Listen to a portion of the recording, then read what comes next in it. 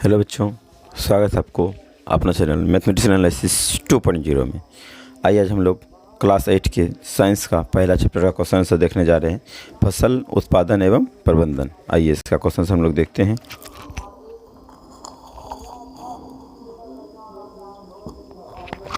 देखिए, अति लघुत्तरीय प्रश्न है, पौधे को स्वपोषण क्यों आवश्यक है। आइए इसका हम लोग आंसर देखते हैं।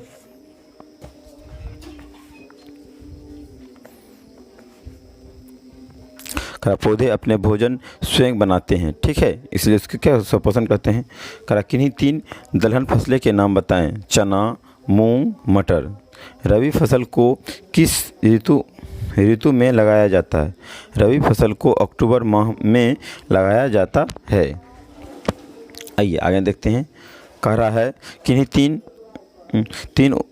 तीन उदाहरण के नाम बताते, किसी 3 अपघटकों के नाम बताएं। जीवाणु, कवक, प्रोटोजवा, सूक्ष्मजीव, पौधे तथा जंतुओं के मृत अवशोषण का अवधारक है, ठीक है, इत्यादि। आइए हम लोग चलते हैं। कह रहा है कल्टीवेटर का प्रयोग क्यों करते हैं। कल्टीवेटर खेतों की जुताई में समय तथा श्रम दोनों की इस दोनों को काट दीजिए, ठीक है, दोनों की बचत होता है। समय का भी बचत होता है और श्रम मतलब मेहनत का भी बचत होता है, ठीक है, इसलिए हम लोग कल्टीवेटर का प्रयोग करते हैं, ठीक है। आइए हम लोग आगे देखते हैं। कह रहा है पुनर्रोपण विधि से किन फसलों को लगाया जा सकता है। धान, टमाटर, प्याज, मिर्च, बैगन इत्यादि को पुनर्रोपण विधि से लगाया जा रहा है, ठीक है।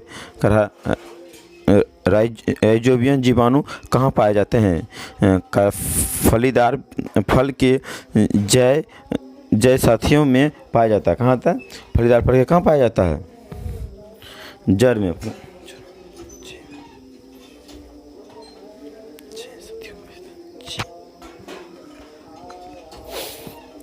करा है ह्यूमस क्या है।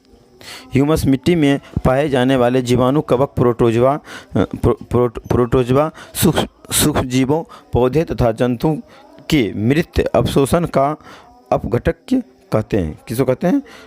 जंतु के मृत अवशेष का अपघटक कहते हैं। क्या कहते हैं। आइए हम लोग चलते हैं क्वेश्चन नंबर 9 पे। किन्हीं 3 खरपतवार के नाम बताएं। 3 खरपतवार का नाम देखिए क्या है। केटेला, ब्यूटी और बधुआ, ठीक है। फलों तथा सब्जियों का भंडारण कहाँ किया जाता है। फलों तथा सब्जियों का भंडारण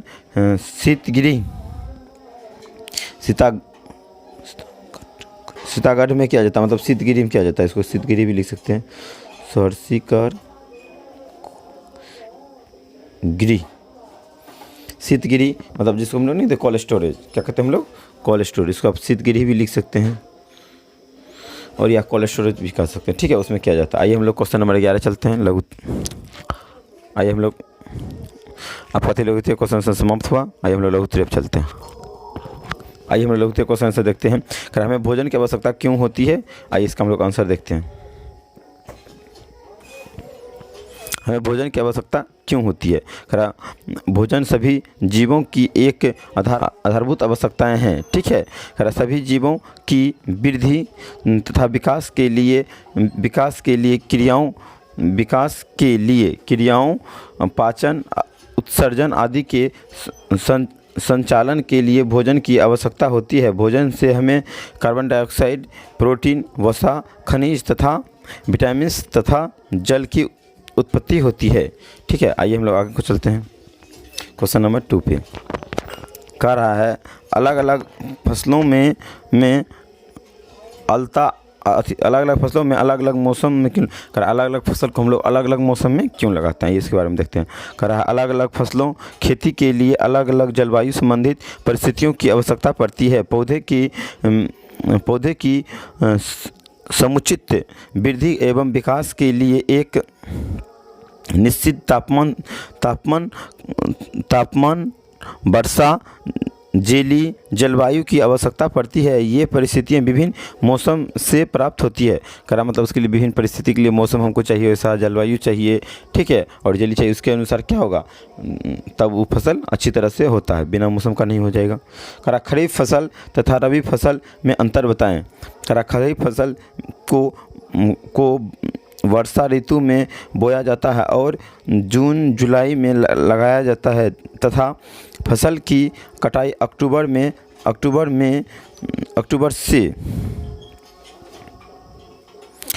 से दिसंबर माह में की जाती है, ठीक है। जबकि रबी फसल को ग्रीष्म ऋतु मतलब इसे गर्मी में ग्रीष्म ऋतु में लगाया जाता है और इसकी बुआई अक्टूबर माह में तथा इसकी कटाई मार्च माह में की जाती है, ठीक है। इसकी बुआई अक्टूबर में करते हैं और मार्च में काट लेते हैं, ठीक है। आइए हम लोग क्वेश्चन नंबर 4 पे चलते हैं। करा बीजारोपण के पूर्व खेती की जुताई की आवश्यकता क्यों होती है। करा बीजारोपण के पूर्व खेती की जुताई करने से मिट्टी डोली पाई जाती है और इसे ढीली होता है, यहाँ पे क्या होगा, करा है बीजारोपण के पूर्व खेती की जुताई करने से मिट्टी ढीली पड़ जाती है और इससे मिट्टी में जल धारा क्षमता तथा वायु संरक्षण में वृद्धि और खरपतवार नष्ट हो जाते हैं। इसलिए बुआई से पहले खेती की जुताई की जाती है। करा इसलिए क्या करते हैं, बुआई से पहले खेती को हम लोग जुताई करते हैं ताकि क्या होगा, उसकी बचत हो, ठीक है। आइए आगे देखते हैं। करा उर्वरक तथा खाद में अंतर बताएं। करा उर्वरक कार्बनिक रासायनिक पदार्थ होते हैं जबकि जिसका निर्माण केमिस्ट्रियों में होता है। उर्वरक का प्रयोग भोजन में प्रायः फल की बुआई के बाद किया जाता है। उर्वरक के पादप पोषक तत्व जैसे नाइट्रोजन, फास्फोरस तथा पोटेशियम प्रचुर मात्रा में पाया जाता है, ठीक है। आइए हम लोग आगे देखते हैं। करा है उर्वरक से मिट्टी ह्यूमस की प्राप्त नहीं होती थी। उर्वरक की भंडारण, परिवहन तथा इसका प्रयोग काफ़ी आसान होता है। करा खाद कार्बनिक पदार्थ होते हैं जिसका निर्माण प्रकृति में पादप तथा जंतुओं के अपशिष्टों में अपघटनाओं से होते हैं। खाद का प्रयोग खेती में फसल की बुआई के पूर्व जुताई के दैनिक किया जाता है। आइए आगे देखते हैं। करा खाद को पादप पोषक तत्व उर्वरक से तुलनात्मक रूप में कम होते हैं। करा इसका क्या तुलनात्मक रूप में कम होते हैं, आइए देखते हैं। करा खाद में मिट्टी की काफ़ी मात्रा में ह्यूमस की प्राप्ति होता है। खाद में क्या होता है, मिट्टी से ह्यूमस की प्राप्ति होता है। करा खाद का भंडारण, परिवहन तथा इसका उपयोग तुलनात्मक रूप से वर्णन होता है, ठीक है। इसका मतलब क्या है, तुलनात्मक रूप से वर्णन होता है। आइए आगे। करा फसल चक्रण की परिभाषा दें। करा खेती की उर्वरक शक्ति को बढ़ाने के लिए कोई भी दो फसल के बीच एक फलीदार फसल लगाने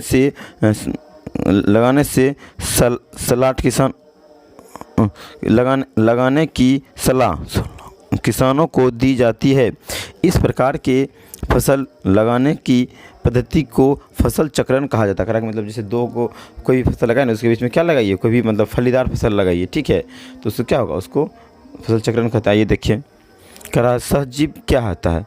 करा मिट्टी की उर्वरक में वृद्धि होती है। इस प्रकार फलीदार फसल के जड़ की ग्रंथियों तथा राइजोबियम जीवाणु के बीच पाए जाने वाले लाभदायक साझेदारी को क्या कहते हैं, सहजीवी कहा जाता है। आइए आगे देखते हैं हम लोग।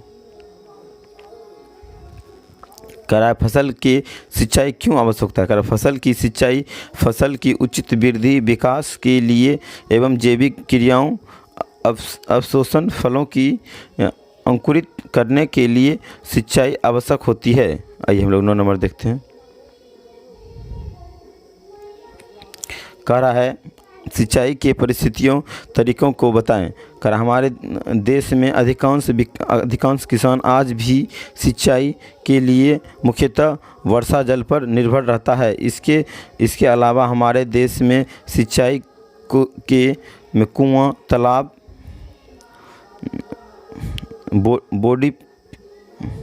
बोर्डिंग पर जैसे हम लोग ना बोर्डिंग जो गाड़ते हैं मतलब खेत में, तालाब, बोर्डिंग पंप इत्यादि उपलब्ध हो गया है। ठीक है, ये सब सिंचाई के लिए उपलब्ध हो गया है, जिसे हम लोग सिंचाई करते हैं। कह रहा है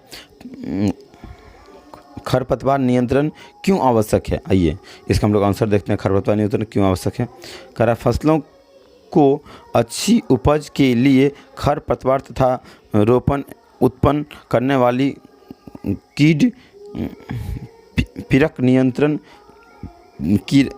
मतलब कीड़ा क्या, ठीक है, कीड़ा पीड़क नियंत्रण उत्सर्जन आवश्यक। कारक मतलब जिसे नहीं कहते मतलब कीटाणुनाशक दवाई सबका छिड़काव करना आवश्यक है। ठीक है, आइए हम लोग आगे देखते हैं।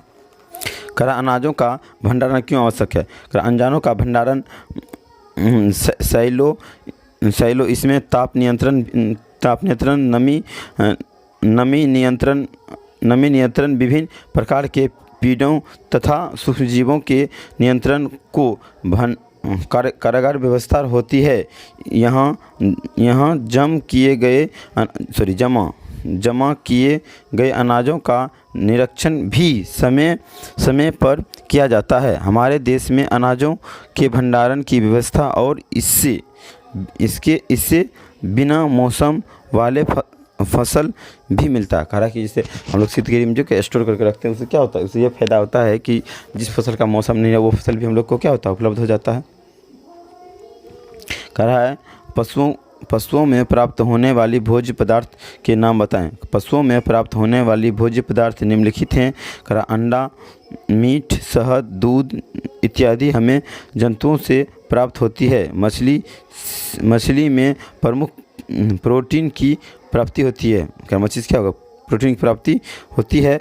मनुष्य का पोषक का प्रमुख अंश कार्ड मछलियों के यकृत से प्राप्त तेल से विटामिन डी प्रचुर मात्रा में होती है। इस प्रकार पशुओं से होने वाले दूध प्राप्त होते हैं, जिससे बहुत प्रोटीन के कैल्शियम, फास्फोरस, वसा, विटामिन इत्यादि प्राप्त होते हैं। ठीक है, आई होप आपको वीडियो अच्छा लगा। लाइक शेयर एंड सब्सक्राइब कीजिएगा। Thank you very much.